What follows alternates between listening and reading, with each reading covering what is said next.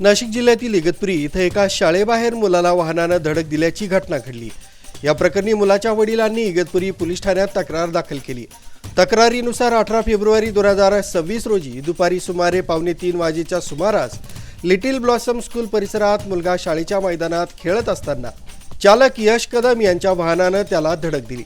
या अपघातात मुलाच्या डोक्याला तसंच शरीराला गंभीर दुखापत झाली। त्याला उपचारासाठी तत्काळ रुग्णालयात दाखल करण्यात आलं होतं। तक्रारदारानं शाळा व्यवस्थापनानं घटनेची योग्य माहिती दिली नाही, तसंच चालकाविरुद्ध व शाळा प्रशासनाविरुद्ध कारवाई व्हावी अशी मागणी केली आहे। या प्रकरणी 25 फेब्रुवारी 2026 रोजी इगतपुरी पोलीस ठाण्यात फिर्याद दाखल करण्यात आली। पोलिसांनी भारतीय न्याय संहिता 2023 मधील कलम 281, 125, 352, 240 तसंच मोटर वाहन कायदा कलम 134 व 177 अन्वये गुन्हा नोंद केला आहे। माझं नाव पुंडलिक डावकर आणि हा माझा मुलगा आहे हर्ष डावकर। याचं आहे ना शिक्षण सध्या लिटल ब्लॉसम शाळेत चालू आहे।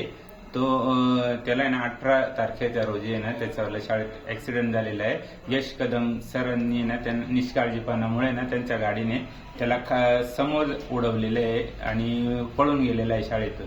आणि युगेंद्र सरांनी त्याला दवाखान्यात नेलं।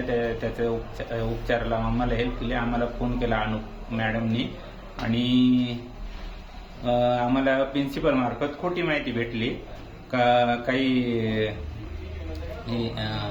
बोल।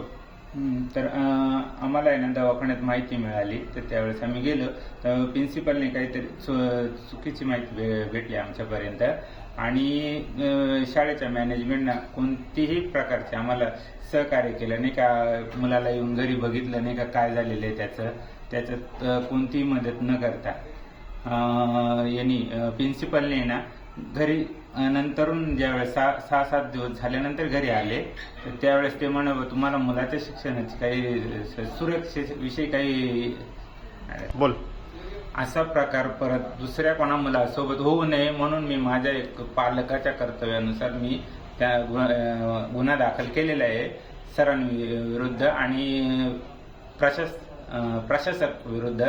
पण त्याच्यावर कठोर कारवाई व्हावी हीच माझी इच्छा आहे आणि पारदर्शक त्याचं इन्क्वायरी व्हावी हीच माझी इच्छा आहे। पुढील तपास सहाय्यक पोलीस निरीक्षक गणेश धनसिंग परदेशी यांच्याकडे सोपवण्यात आलाय।